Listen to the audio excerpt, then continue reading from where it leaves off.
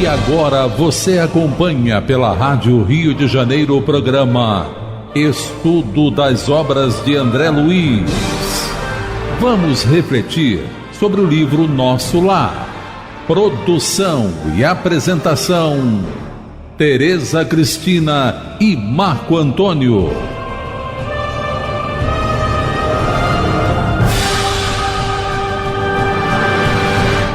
Olá, caros ouvintes da Rádio Rio de Janeiro. Estamos começando o nosso programa, o programa do Estudo das Obras de André Luiz. Estamos atualmente estudando o livro Nosso Lar, que foi psicografado por Francisco Cândido Xavier pelo espírito André Luiz. Amigos ouvintes da emissora da Fraternidade Rádio Rio de Janeiro, novamente aqui estamos com a permissão de Jesus para darmos continuidade ao estudo da obra Nosso Lar. Nós estamos no capítulo 49, iniciado no programa passado, não foi? No programa passado? Foi. Acho que sim. Foi.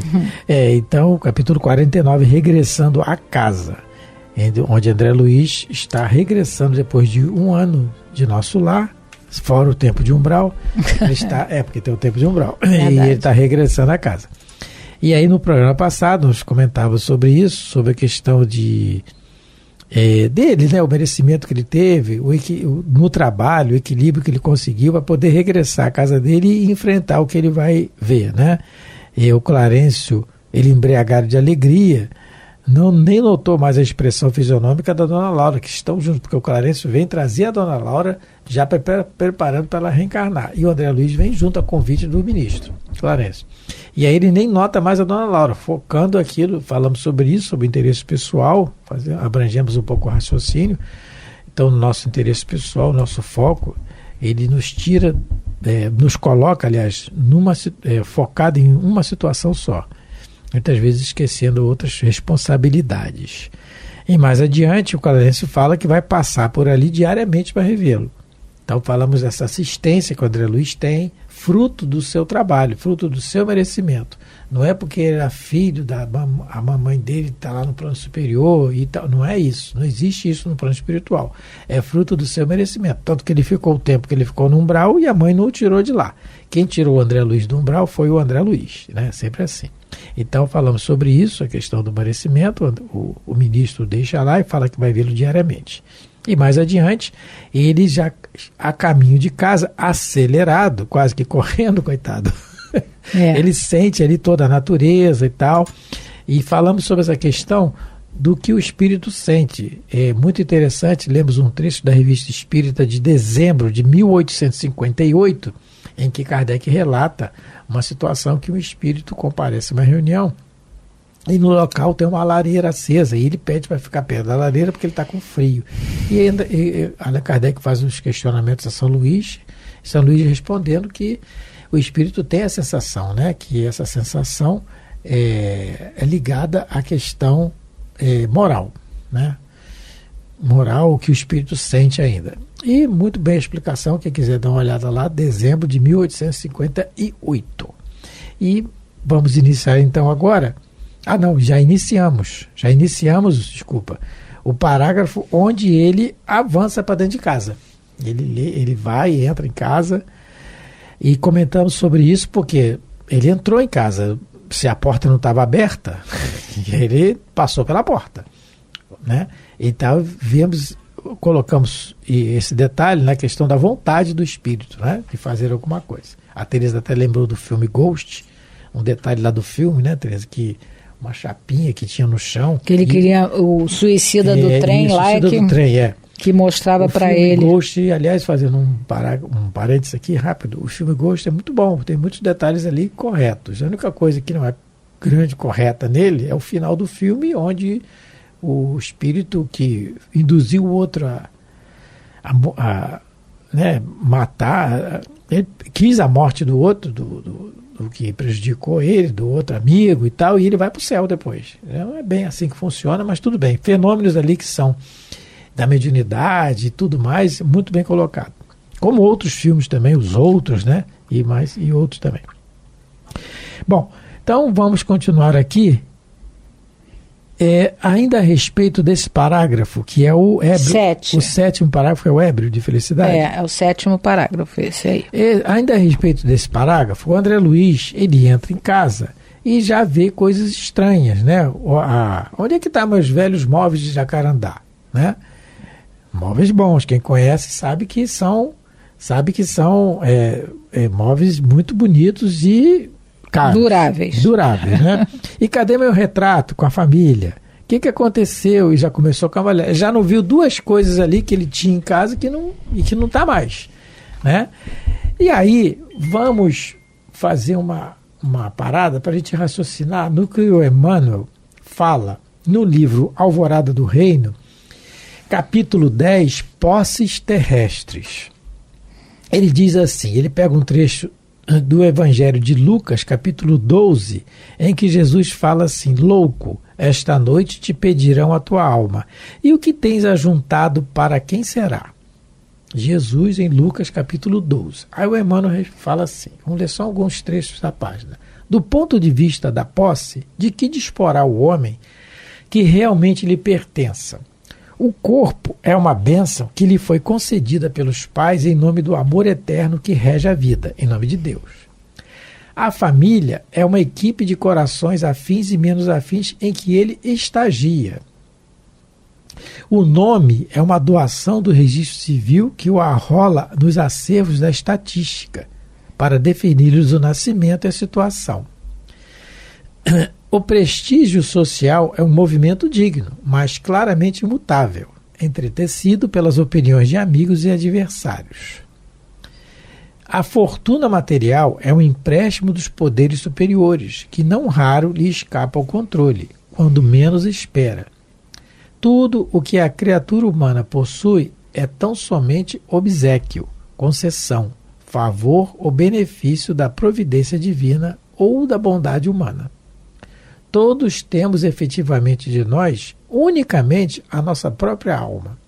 E, já que somos usufrutuários de todos os bens da vida, estejamos constantemente prevenidos para dar conta de nós próprios ante as leis do destino no tocante a uso e proveito, rendimento e administração.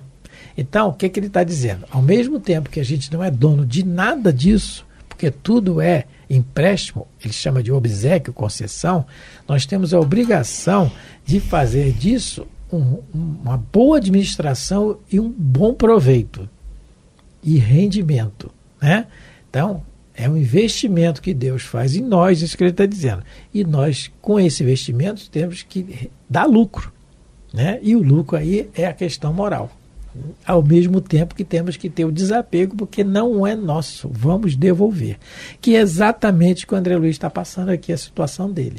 Botando aqui na prática do dia a dia, que pode acontecer com qualquer um de nós. Desencarnando hoje, a gente vai invariavelmente ter saudade, a não ser que a gente não goste de ninguém, né? Mas tem saudade, porque a saudade é o método do amor, normal. E querendo voltar em casa, aí é que é o problema.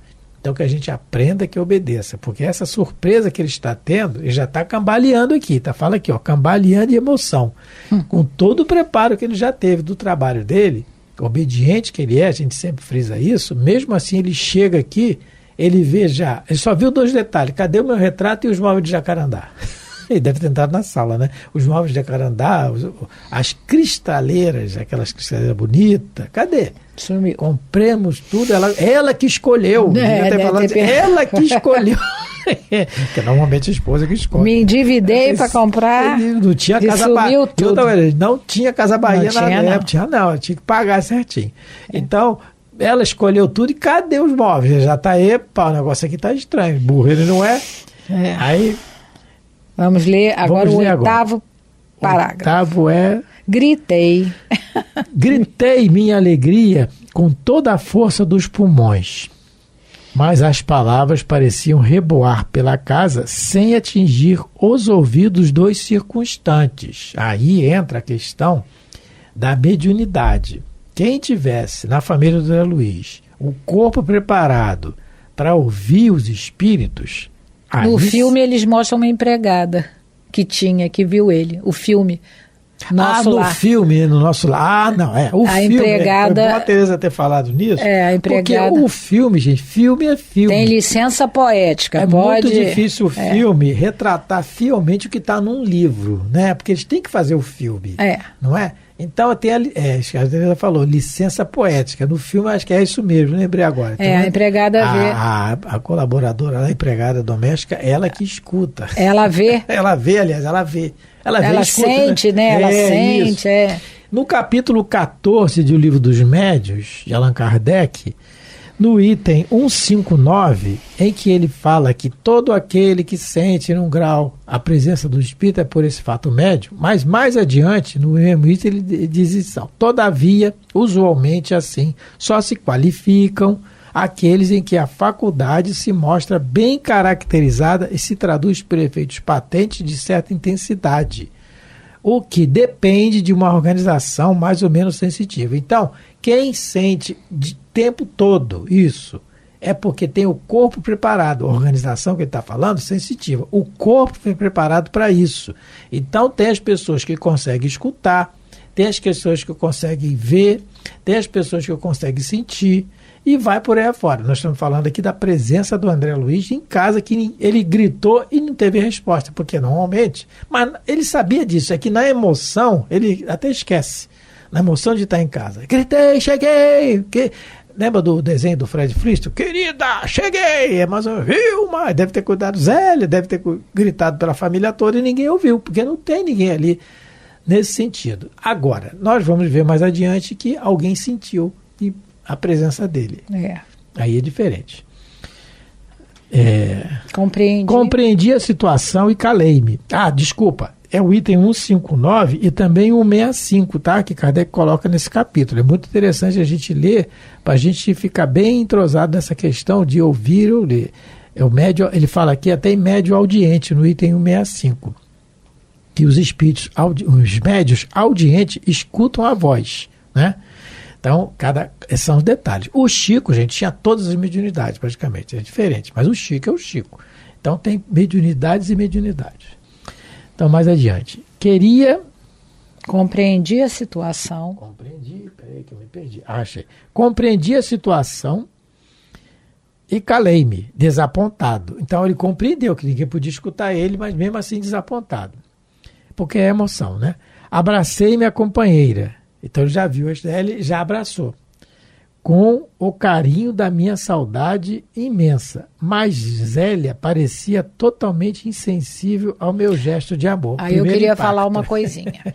Né? É muito importante quando ele diz, porque assim, o Marco colocou que ali não tem médium para escutar nem vê-lo, não é? No ambiente. Mas ele percebeu que a Zélia não estava na sintonia dele. A Zélia, ele coloca, parecia totalmente insensível. Totalmente. Por quê? Porque o foco dela, há muito tempo já não é ele. Não é? No livro, Nos Domínios da Mediunidade, no capítulo 12, há uma situação muito interessante. Que, lógico, a gente, no domínio da mediunidade, vai falar dos médios, mas vai mostrar pra gente o que pode acontecer conosco também, porque, né, como diz Kardec, de alguma maneira, todos nós somos médios, porque todos nós, de alguma maneira, sentimos o mundo espiritual, né? Ou pelo sono, ou mesmo em vigília, muito sutilmente, mas nós vivemos, porque nós vivemos, né, em contato o tempo todo, só que em vibração diferente. Nesse capítulo, que é o capítulo 12 dos Domínios da Mediunidade, o André Luiz com Aulos vão assistir uma reunião mediúnica. E aí o Clementino, que é o mentor daquela reunião, o que ele vai fazer? Ele vai tentar passar uma mensagem para os médios. Olha que são 3 médios. É o Castro, a Celina e a Dona Eugênia.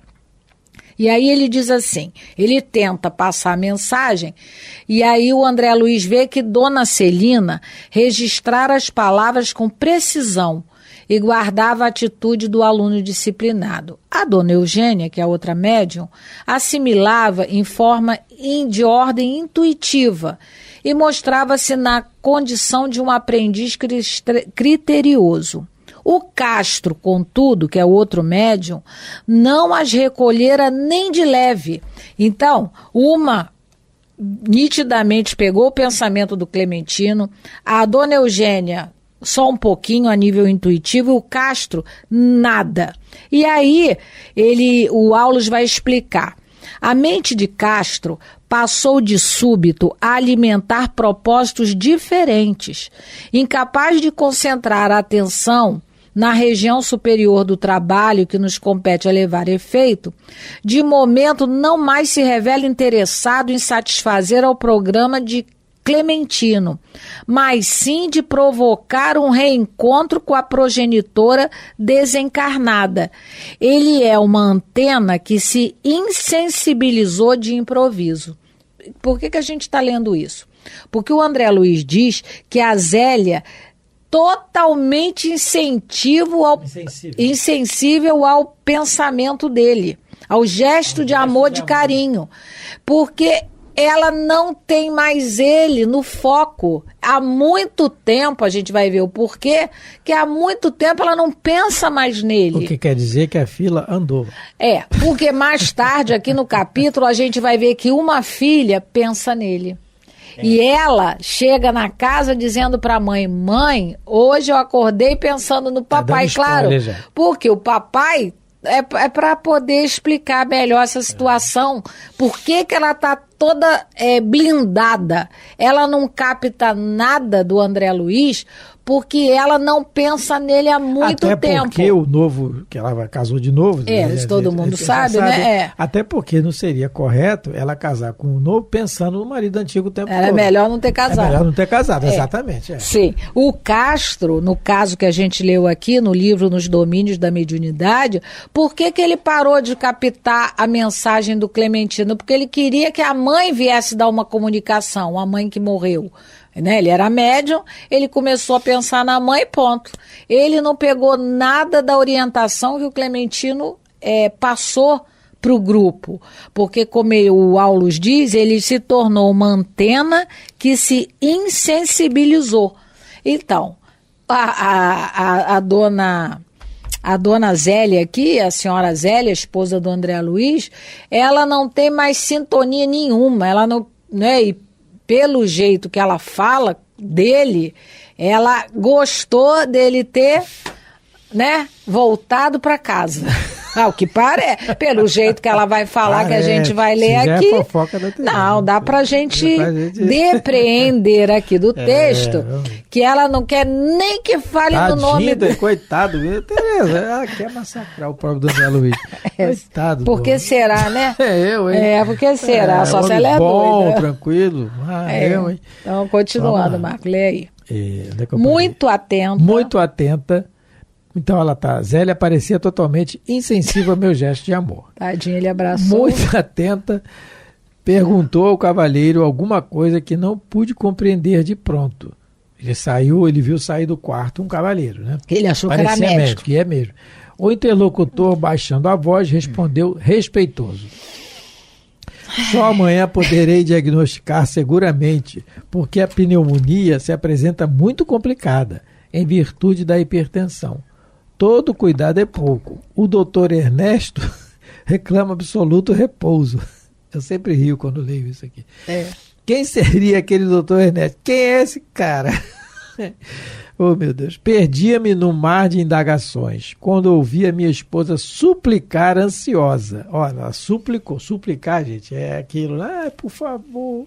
Mas, doutor, salve-o por caridade. Peço-lhe. Não suportaria uma segunda viuvez. André Luiz morreu de novo. Bom, agora já morreu 3 vezes. Agora desencarnou. Morreu a primeira, morreu quando teve a notícia que vinha para casa e agora morreu de novo. Antes da gente continuar, a gente fez antes de continuar a ler. Continuar a ler. A gente fez um comentário do livro Sexo e Destino, em que a personagem Isabel, não. Eu sempre que é Isabel, não é filha. Beatriz, A dona Beatriz, uma pessoa boa, que tem todo o merecimento para ter um amparo na desencarnação, ela é levada à colônia, é amparada, e no decorrer da história, ela é levada para ver o marido, por insistência do filho, Pedro Neves. Do filho, não, do pai dela. Do pai, desculpa, sim, que é filho. Do pai, Pedro Neves. Porque o mentor lá, espiritual, falou que não deveria, mas deixou. Por insistência, ele levou. Quando ela foi ver o marido, ela viu o marido numa cadeira de rodas. Ele que tinha saúde e tal. Ela já ficou abalada. Mas não ficou muito.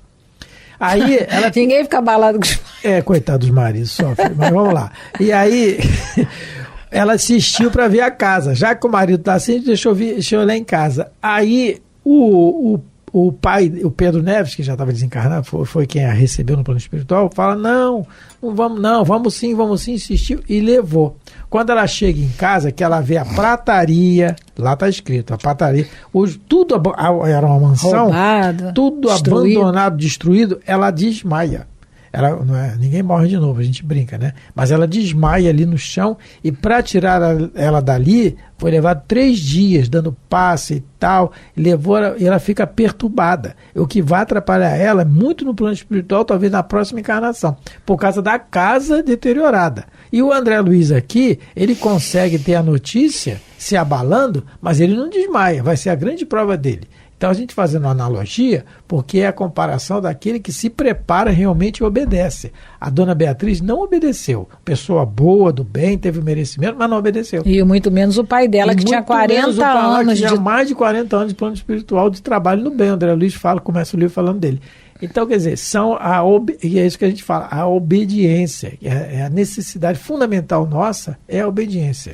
Agora, olha só, a gente vê aqui também nesse parágrafo o cuidado e o carinho dos mentores espirituais para conosco.